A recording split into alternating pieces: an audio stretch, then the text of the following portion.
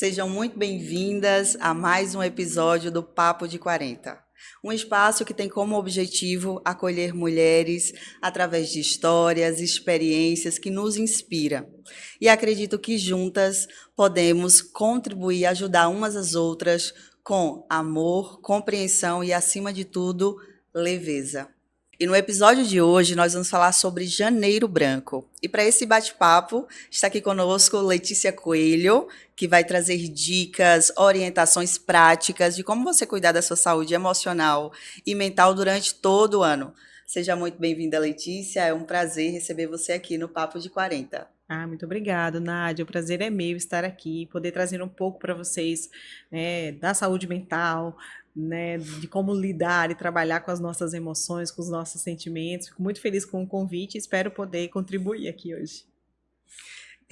O interessante, Letícia, quando a gente traz assim Janeiro Branco, por ser logo no início do mês, como ele traz para nos conscientizar desse cuidado, inicia o ano. Todo mundo, no início do ano, estabelece metas, não é? Recomeço, vou fazer e ser diferente. Mas até que ponto as pessoas colocam no topo da lista esse cuidado com a saúde mental?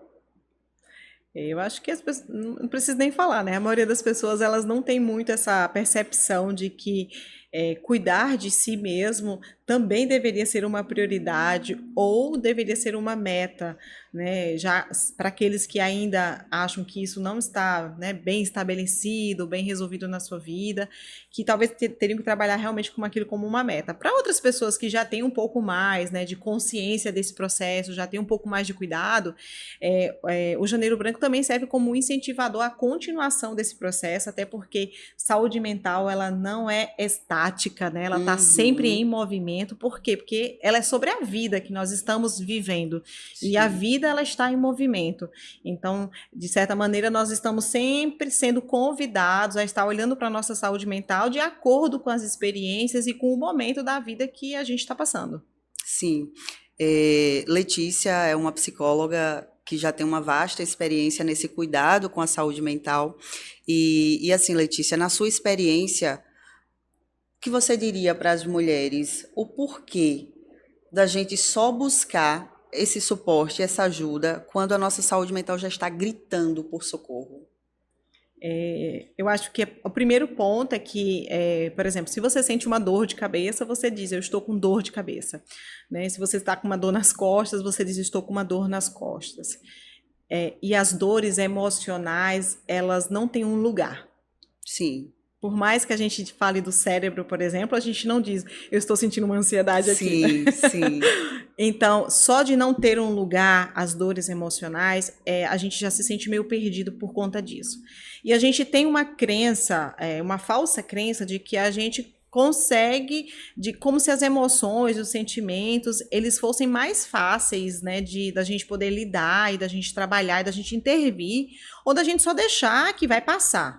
Então, a gente tem essa crença que também coopera para que a gente negligencie, digamos assim, o que a gente está sentindo, o que a gente está passando, né? Então, junto a tudo isso, a gente também tem a negação social. Então, se eu tenho um social que não me apoia, não me incentive, que eu olhe para minha saúde mental, você também tem uma dificuldade, porque assim, como é que eu vou justificar socialmente isso que eu estou passando, né? A gente vem numa quebra de paradigmas, porque até então o paradigma vigente até muito pouco tempo era o quê, né? De que se você precisa ir a um psicólogo, se você precisa ir a um psiquiatra, você é doido, né? Então, e esse paradigma, esse modelo, digamos assim, que as pessoas acabavam se apegando, ele ainda tem muita interferência. As pessoas relutam muito por aceitar, por exemplo, que assim, eu estou precisando de um suporte, de uma ajuda psicológica, de uma ajuda psiquiátrica, né? E entender isso realmente como um processo de saúde, né? Então, ele está dentro da sacolinha de saúde. Então, a gente ainda tem essa dificuldade. E só para fazer, por exemplo, uma observação, o janeiro chama janeiro branco, não é à toa que a cor é branca, sabe? A cor é branca porque é sobre sobre as possibilidades que você tem de se reconstruir, de como se você tivesse uma página em branco em que você pode estar sempre reescrevendo ela, reescrevendo sua história, seus desejos, seus anseios. Então, e a saúde mental, ela é um lugar que, de certa maneira, apesar da gente tratar muito sobre traumas, a gente tratar muitas coisas que estão no passado, ou a gente tratar muito assim, quem eu fui, com que experiências eu vivi, em que lar eu cresci, né? Ou seja, a gente está olhando para um passado, mas é tudo para intervir para hoje e para um amanhã. Então, essa página que você começa a se reescrever, porque você passou de fato a cuidar da sua saúde mental, né? Então, o janeiro é branco por conta disso, né? Dessas vastas possibilidades. Perfeito. Então, diante de uma página em branco, de um começo de um ano, quais são os sinais que a gente pode começar a perceber, identificar e entender que a partir disso eu preciso buscar ajuda profissional?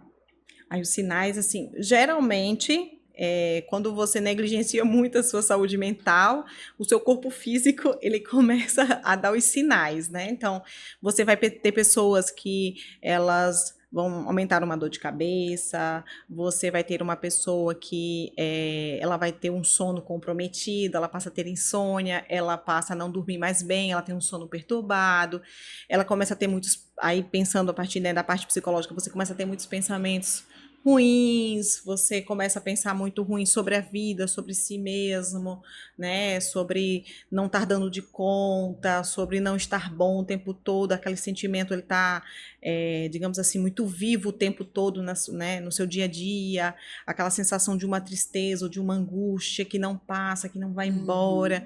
São fortes indícios, por exemplo, de que talvez você não esteja bem, que esteja precisando cuidar, por exemplo, da sua saúde mental.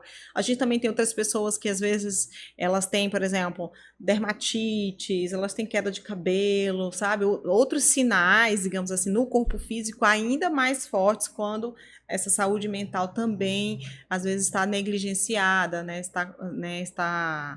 E eu acho que eu falo muito para os pacientes, assim, é sobre você olhar para a sua vida e se perguntar como está a qualidade da minha vida. Sim. Se eu olhar para a minha vida e não achar que ela está boa, pronto, é só isso. Não tá boa, você olhou para sua vida e não tá boa, então você tá precisando de suporte, provavelmente. Preciso entender o porquê. Isso. E aí a pergunta é justamente isso. Agora, quantas vezes a gente para e se pergunta como eu estou? Que é justamente o que você está falando, né? E, além disso, é responder de forma sincera como eu me sinto diante dessa pergunta. Sim. Na verdade, assim, a gente às vezes tem medo, né, dessa resposta, né? Como eu estou? De uma maneira geral, o cérebro trabalha para automatizar as coisas, porque isso deixa a vida mais simples para ele, poupa energia. O cérebro é um grande consumidor da nossa energia. As pessoas podem não achar, mas só o cérebro consome 20% da nossa energia do dia. Só o cérebro. Sim. Então, o tanto de órgãos que nós temos no restante do nosso corpo e o cérebro, só ele sozinho está consumindo no mínimo 20%. Então, você pensa que ele está tentando automatizar. Só que nessa tentativa de automatizar, nós começamos a cair nessas armadilhas, automatizamos tanto a nossa vida que ficamos naquele automático. Então, fazer essa pergunta é: como eu estou? Como está a minha vida? Pode ser assim, muito desafiador, porque vai fazer com que você pare e olhe para ela.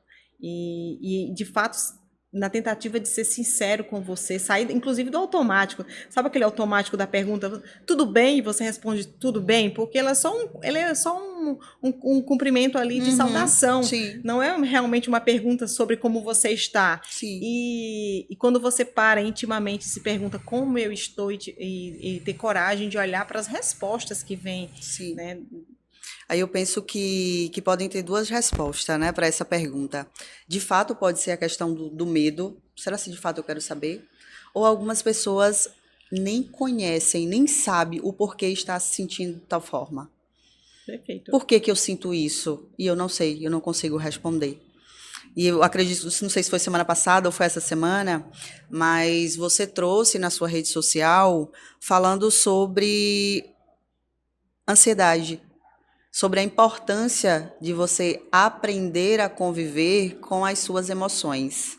E como que você explicaria para as mulheres que estão nos assistindo a importância de você conhecer essas emoções, chamar essas emoções pelo nome, e isso vai nos ajudar a equilibrar, a gerenciar essas emoções?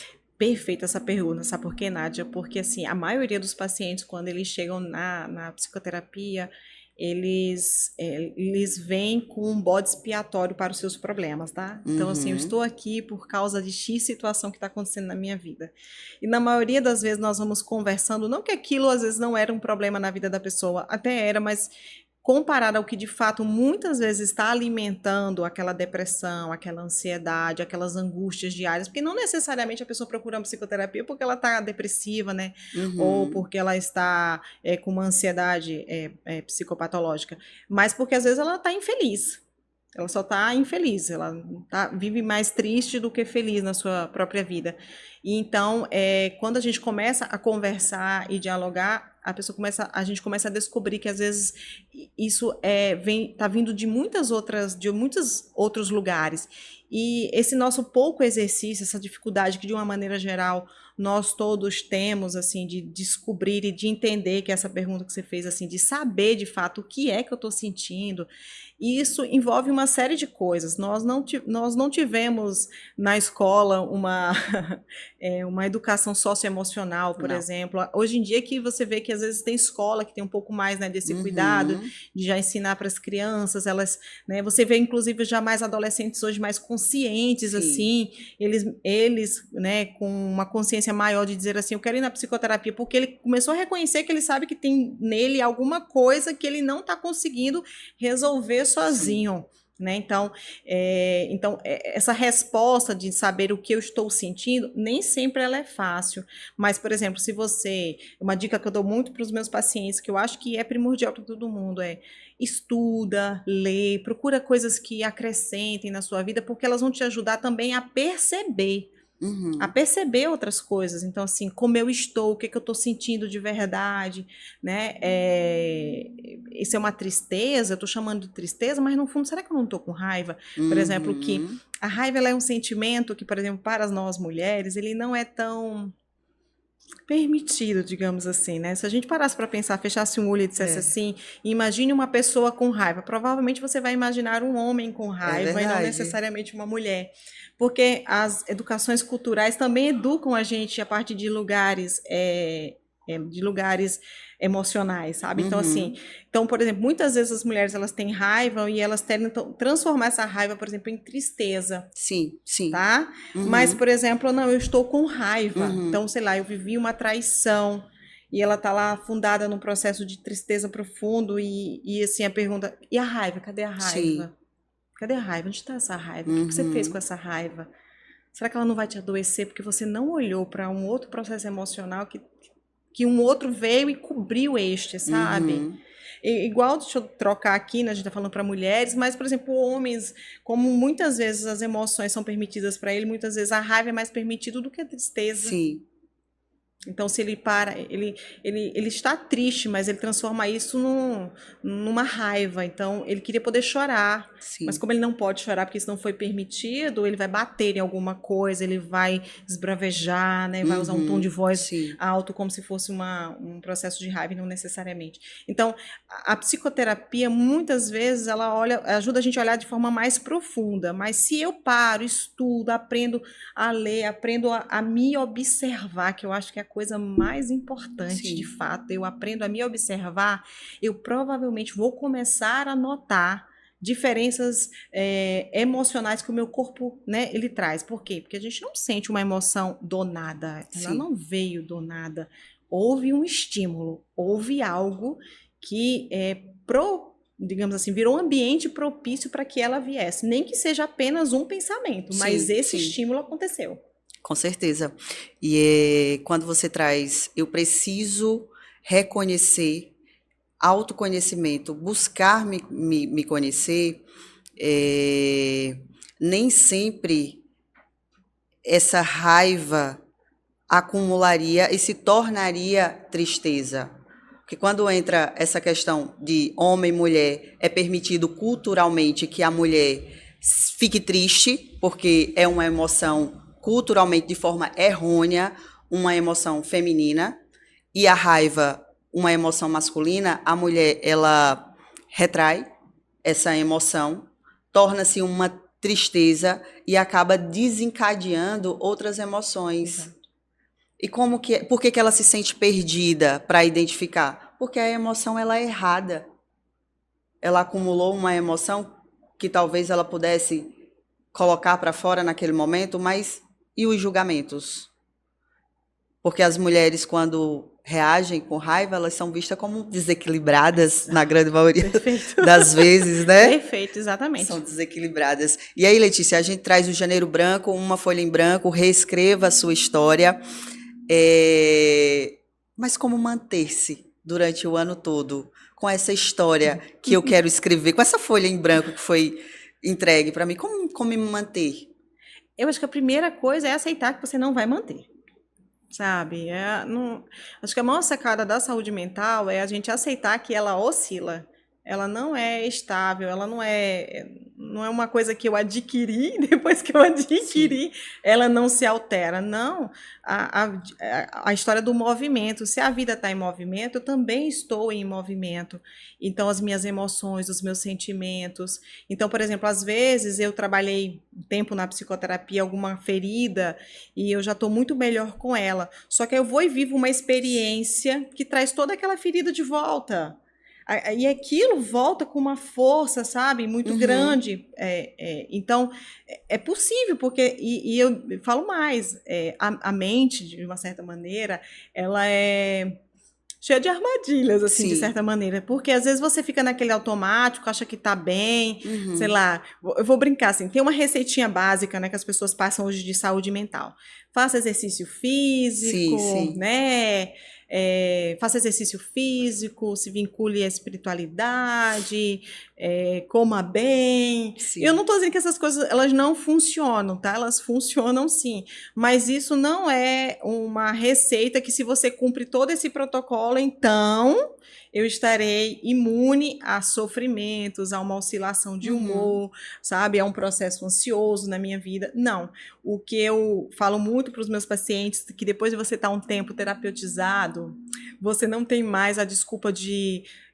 você pode até cair nesse processo, mas isso vai cair muita chance disso acontecer, de dizer assim, eu não percebi que eu estava entrando num adoecimento mental. Porque essa consciência de si, do que se sente, de como eu estou reagindo no mundo, do que está acontecendo comigo, você passa de fato a dizer assim, eu estou consciente, eu não posso negligenciar que eu estou 2 noites sem dormir. E que quando eu acordo no meio da madrugada, eu penso muitas coisas, todas elas estão me deixando ansiosa. Eu não posso negligenciar que durante o dia eu tenho sentido muita tristeza, muita angústia, ou que eu queria jogar tudo para o alto. Eu não posso negligenciar, isso está aqui. Então, só de você ter essa consciência, isso vai fazer com que, por exemplo, você possa intervir muito mais rapidamente. Sim. E isso não vire, de fato, por exemplo, um processo de adoecimento, tá? Aquele terreno começou, você não prestou atenção, mas aquele terreno começou ali, ó, você começou a cuidar dele e tal, mas você, esse não é o terreno que eu quero, né, que eu quero cultivar. Sim. O terreno que eu quero cultivar é outro. Então, você vai poder intervir nisso com maior rapidez. Se você se propõe a cuidar da sua saúde mental, você vai ser uma pessoa muito mais consciente, né?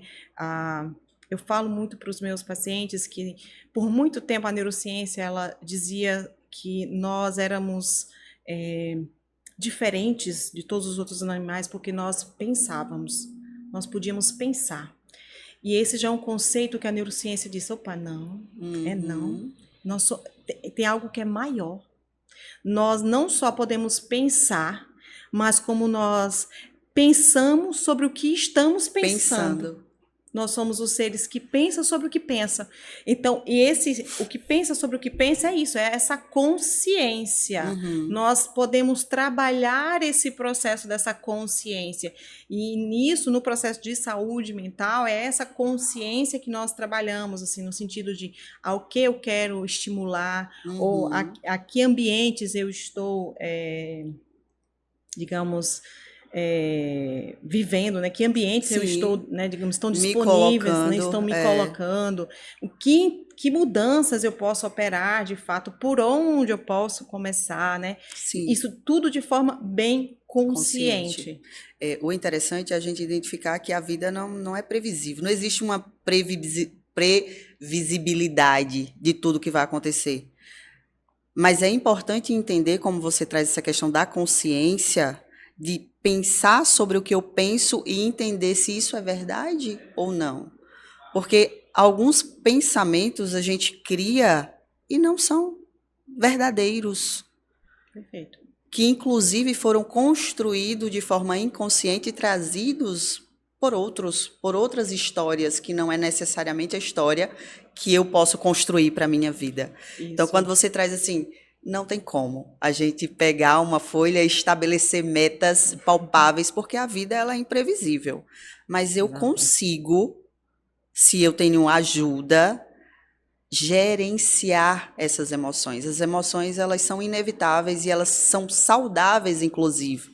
Elas precisam acontecer. Mas como que eu lido com elas? Como que eu gerencio essas emoções? E aí a pergunta para as mulheres que a gente pode entregar para essas mulheres logo no início desse ano é: quais são as dicas para o dia a dia mesmo, com relação a gerenciar as emoções? Eu acho que assim, quando a gente fala de mulheres, a primeira coisa, a gente pensa assim, a maioria, para não dizer 100%, tá? Não vou dizer que é 100%, mas assim, a maioria, elas estão sobrecarregadas, né? Eu acho que a palavra que define às vezes mulheres é exaustão. É verdade. As mulheres, elas geralmente estão exaustas. Elas vão assumindo muitos papéis e com muitas cobranças, tá? Não é só assumir o papel, não é um papel profissional, o papel de ser mãe, não, eu assumo eles e eu assumo também com muita cobrança, sabe? E às vezes eu digo, ela não precisa necessariamente estar se cobrando por perfeição, não, mas ela está se cobrando para ser a melhor. Sim. Né? E só de ela estar tentando, às vezes, ser a melhor, que às vezes eu brinco com minhas pacientes, a gente precisa deixar mais subjetivo esse melhor, porque é o melhor de que momento? Porque às vezes é o melhor que eu consigo naquele momento, não é o melhor da minha mente, do que está na minha cabeça, do que eu gostaria, mas é o que eu consigo entregar. E eu preciso trabalhar muito essa autocompaixão, sabe? Do que... ao mesmo tempo que eu também preciso ser crítica, de entender que às vezes eu estou exigindo, não só eu, né? Porque eu acho que assim, não é só a mulher que se exige, né? Senão seria eu, coitada, dando mais uma coisa no colo das mulheres. Mas a gente tem sim uma formação sociocultural que foi só colocando mais coisas, né, no colo das mulheres, e mais coisas, mais coisas, mais coisas. E aí elas estão muito cansadas. O que eu mais vejo assim, essas mulheres é a exaustão, o cansaço, uma falta de reconhecimento, sabe? E essa armadilha, inclusive, de precisar que o outro reconheça a sua exaustão é forte. Então, assim, se eu pudesse falar para mulheres, a primeira coisa que eu diria é, assim, para um pouco assim de se cobrar e de esperar que o outro consiga te alcançar. A primeira coisa é se alcance, sabe? Se abrace, assuma suas vulnerabilidades, assuma que a gente fica vulnerável, que a gente sofre, que a gente não dá de conta de tudo e que sim, para eu cuidar de mim, eu vou ter que abrir mão de algumas coisas porque a conta não fecha. Exatamente. Não fecha. E se eu não fizer isso, eu também, aquilo que eu estou fazendo vai cada vez mais começar a sair do que eu espero. Por quê? Porque eu não tenho mais energia para dar, não tenho mais força para dar.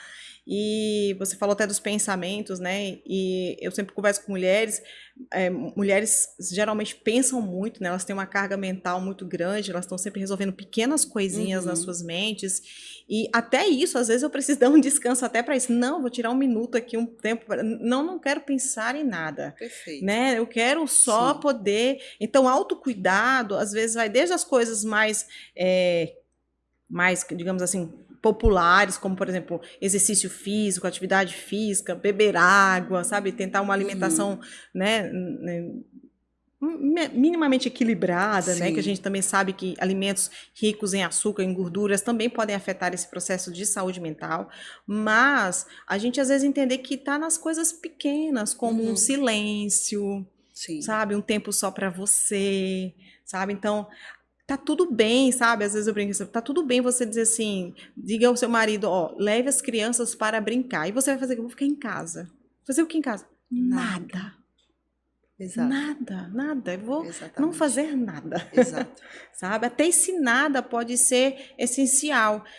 Mas você vai ter coragem de olhar, por exemplo, essa coisa da folha em branco e se perguntar o que que tem, o que que tem hoje que eu preciso começar a reescrever para que a minha saúde Uhum. mental esteja melhor neste ano, sabe? Entendendo que vai ser você provavelmente que vai tomar decisões, vai fazer escolhas, e que nem sempre o outro, inclusive, também vai aceitar, vai olhar isso, né, de olhar assim, não diria de bom grado, mas assim, entendendo, te alcançando, nem sempre o outro nos alcança. Exato. É, quando você coloca essa questão de cobrança, a mulher está sobrecarregada. E aí eu trago para o nosso público que são mulheres 40 mais, e quando eu trago é porque a gente começa, é um recomeço num processo de cobrança. E a primeira pergunta para uma mulher 40 mais, eu digo por experiência, é: deixa eu analisar aqui para saber o que é que eu já fiz. E aí agora está sendo muito usado, eu não sei se isso acontece, com relação o ideal do real. Gente, mas espera aí. Se o ideal ele não é real, ele deixa de ser ideal para mim, Perfeito. entendeu? Porque o ideal ele tem que ser dentro das condições que eu tenho. Essa cobrança de o tempo todo estar fazendo é mais para agradar o outro do que a você mesma. Porque quando você faz, veja como perfeito você fez. E trazer e parar de trazer tantas atribuições. Por mais a nossa mente, o pensamento do pensar é muito interessante, porque a partir do momento que a gente diz assim, janeiro branco, uma nova página, escreva, mas entenda que cada manhã é uma página em branco. Você está viva, é uma página em branco. Reescreva a sua história a qualquer momento. Decida você fazer por você. Quando a gente coloca um período, um prazo, a gente acaba se limitando. E é essa limitação que bloqueia a vontade de fazer amanhã. Porque a gente não se permite mais errar.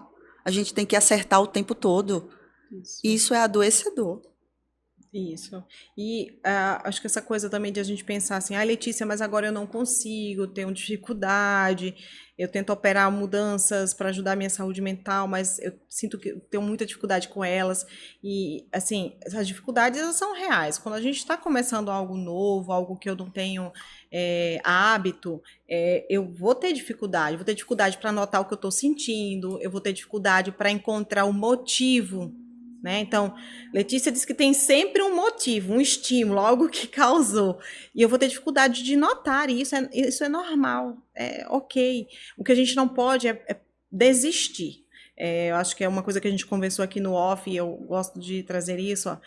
A mente, ela é ilimitada, assim, ela não tem restrição, ela é um órgão diferente dos nossos outros órgãos, né, que tem uma série de limitações. Já a mente, que a mente não é necessariamente o cérebro, né, a neurociência Sim, caminha para sim. falar um pouco disso. Essa mente, ela reaprende e aprende o tempo todo. Então você precisa saber assim, o que eu tenho ensinado para essa minha mente? Por exemplo, Uhum. assim, falando sobre confiança, segurança em si. Eu sempre falo com meus pacientes: se você é uma pessoa muito insegura, é porque até aqui você ensinou essa mente que Nossa, essa insegurança. Perfeito. as experiências que você teve, o social, uma série de outras coisas foi ensinando essa mente esse lugar de insegurança. Sim. Então, se ela aprendeu a ser insegura, ela vai poder aprender a ser segura também, a ter confiança nela. A gente vai precisar identificar algumas coisas, mas a gente vai poder intervir e ensinar isso a ela. Só que ensinar qualquer coisa exige tempo. Então, assim, não é uma coisa de uma semana, não é uma das coisas que a gente fala muito na psicoterapia. A psicoterapia ela realmente não é rápida, mas porque a gente precisa imaginar que, assim, quando o cérebro ele sabe fazer um caminho X, e aí você quer ensinar um Y para ele. E aí você ensinou hoje o Y, mas ele passou 40 anos fazendo o X. Como é que eu espero que quando for amanhã ele faça o Y primeiro antes de fazer o X? Né? Ele faz o X, porque esse é o que ele tem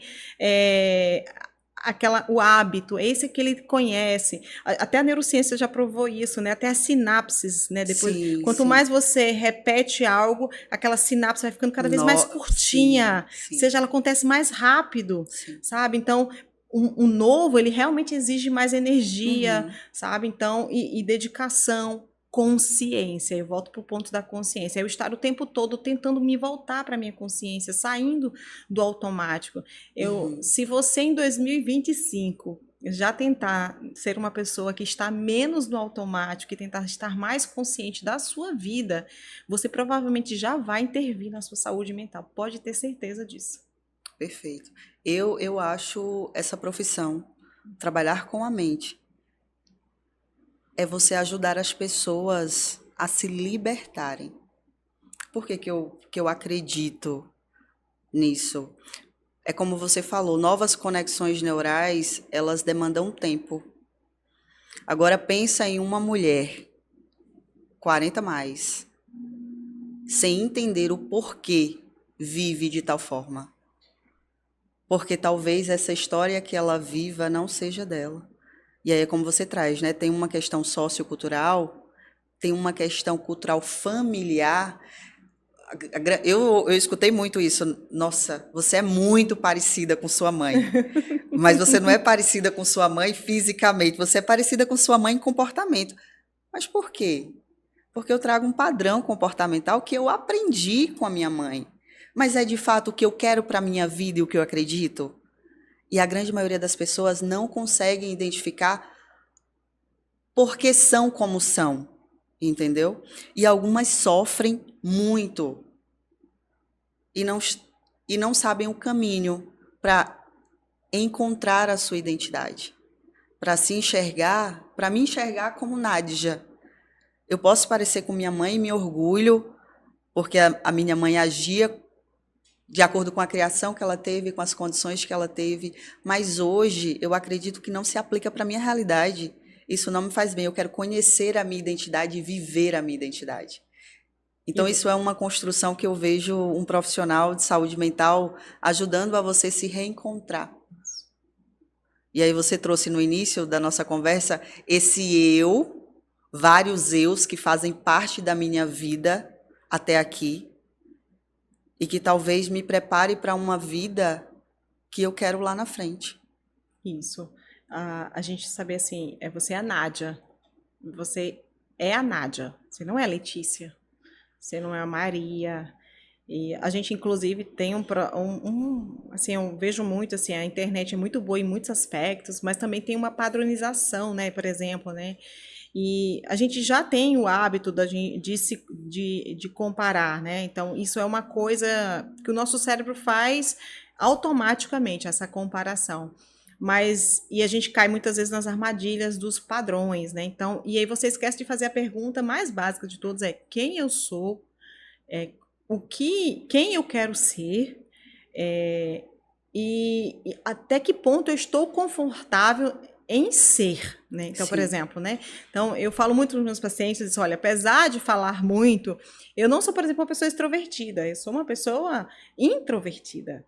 Então, e eu digo, e a gente precisa aprender se eu me forçar a ser extrovertida, eu vou estar sendo negligente comigo mesma. Sim. Eu vou estar forçando uma personagem que não vai ser a Letícia.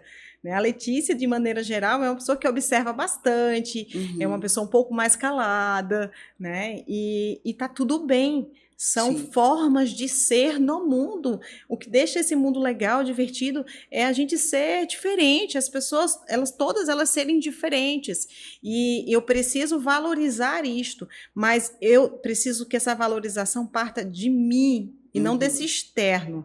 Só que ela também só vai partir de mim se eu conhecer, se eu saber quem eu sou, se eu olhar para isso com carinho, com compaixão, se eu entender as potencialidades que existem nisso e também as dificuldades, Sim. porque a gente também não pode ser negligente de achar que, por exemplo, o autoconhecimento é uma relação sobre só saber quem eu sou a partir de um lugar bom, para que eu possa enaltecer esse bom e viver só esse bom. Não, nós não somos só o bom. Nós também temos as nossas dificuldades, nós também temos os nossos calos, digamos assim, e a gente vai precisar trabalhar eles, vai precisar, inclusive, assumir eles, não como aquela síndrome de Gabriela, né? Sim, sou assim, nasci sim. assim, você sempre assim. Não, é entendendo assim, olha, eu identifiquei que eu sou assim, por exemplo, aí eu percebi que eu sou uma pessoa ansiosa.